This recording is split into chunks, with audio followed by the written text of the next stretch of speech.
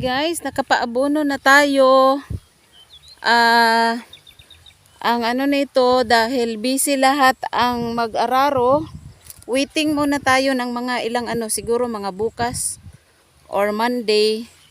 Baka bukas ito bago masunod sila ng arado kasi nga busy lahat ng mga nag-aarado ngayon.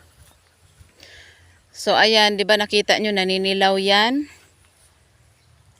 Ayan, so yung mga damo na yan, 'di ba nagdadamo ako nung mga nakaraang linggo, last month pala. Kailangan talaga tanggalin 'yan kasi yun yung damo na parang bermuda. Mahirap 'yan tanggalin eh. So ayan, paano ko na lang 'yan? Next time ko na 'yan padadamuhan. Yung as in damo na matanggal talaga lahat. Kasi yung tinanggal ko lang naman dito nung nakaraan, yung bugang. Yung mukha siyang tubo. Yun ang tinanggal ko dyan.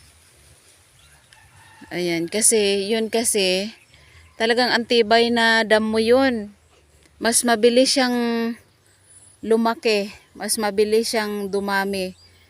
Matatalo niya yung tubo, lalo na kapag nakakain siya ng abono.